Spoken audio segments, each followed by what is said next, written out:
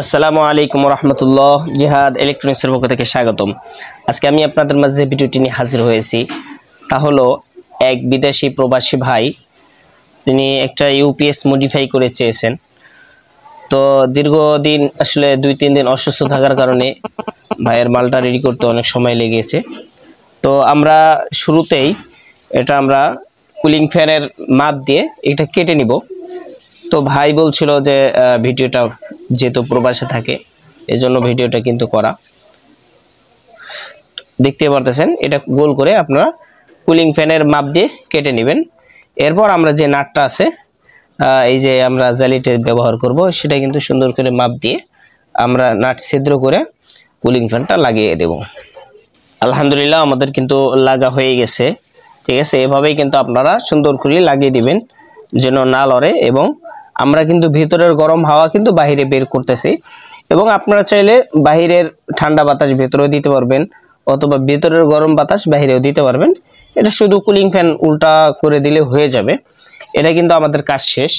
এখন আমাদের যে কাজটা থাকবে সেটা হচ্ছে এই সার্কিট থেকে আমাদের মেইন যে তার দুটো আছে, ঠিক আছে, ব্যাটারির কেবল, এই দুটো আমরা খুলে নিব। দেখতে পারতেছেন আমরা কিন্তু তার দুটো খুলে নিয়েছি। এখন আমাদের এই 4RM তার আমরা এদিক দিয়ে এক সাইড দিয়ে ঢুকে এখানে লাগিয়ে দেব। এটা কিন্তু আপনারা বিভিন্ন কেসি অথবা ডিল দিয়ে ছিদ্র করতে পারেন। তো আমার কাছে ডিল নেই, অবশ্য আমি এই কেসি দিয়ে ছিদ্র করেছি। তো দেখতে পারতেছেন এখানে কিন্তু সতর্কতা অবলম্বন করবেন। ঠিক আছে, এখানে আবার নেগেটিভ তারও টানা আছে, লাগলে আবার সমস্যা হবে। এই জন্য অবশ্যই সতর্কতা অবলম্বন করে তারটা টেনে তারপর আমরা এখানে সোল্ডারিং করে দেব। অবশ্যই এগুলো কিন্তু সোল্ডারিংগুলো 100% ভালো করে তাতাল করতে হবে। আর সোল্ডারিং যদি সুন্দর না হয়, লুজ কালেকশন পায়, তাহলে কিন্তু আপনার বোর্ড টিকবে না। ঠিক আছে, আজও এক ভাই আমাকে প্রশ্ন করেছিল যে ভাই আমার এই ডিসি তারটা অনেক হিট হচ্ছে। তো দেখেন ভাই, এই তারটা কিন্তু ভালো মানের ব্যবহার করতে হবে। ঠিক আছে, না করলে আপনার ব্যাটারি থেকে যদি শক্তি সে না নিতে পারে তাহলে সে কিভাবে শক্তি দেবে? এটা হচ্ছে ভাই স্বাভাবিক একটা নিয়ম। আর এই প্রবাসী ভাই যেহেতু এটা সোলার থেকে সবসময় চালাবে, তো ব্যাটারি থেকে ব্যবহার করবে, কারেন্ট থেকে ব্যবহার করবে না।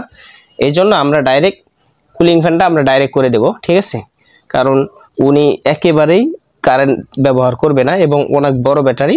উনি বলছে যে আমার ব্যাটারি চার্জের সমস্যা নাই, সোলারও বেশি, এই জন্য আমি ডাইরেক্ট কুলিং ফ্যানটা লাগিয়ে দিচ্ছি।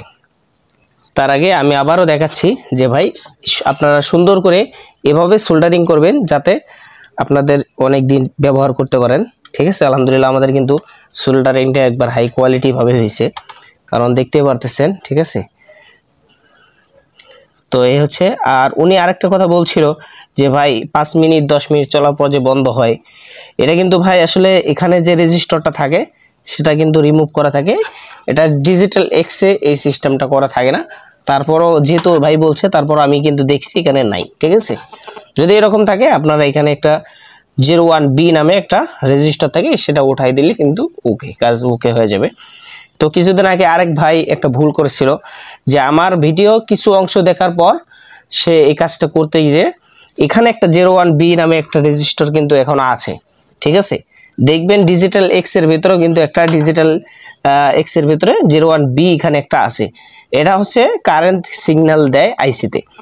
এই 01B শুধু কারেন্ট থেকে সিগন্যাল দেওয়ার জন্য এখানে ব্যবহার করা হয়েছে, আর এখানে ব্যবহার করা হয়েছে টাইমিং হিসেবে। তো উনি আমার অল্প একটু কথা শোনার পর কিন্তু এই আইসি এই যেটা কারেন্ট থেকে সিগন্যাল দেয় সেটা ওঠার পর উনি কিন্তু আমার কমেন্ট বক্সে যা বলার বলছে, আসলে ওনার কিন্তু শুনতে ভুল হয়েছে। ঠিক আছে, এখন আমরা শুধু কুলিং ফ্যানের মাইনাস প্লাস এখান থেকে লাইন বের করে ইনশাল্লাহ আপনাদের চালিয়ে দেখাবো।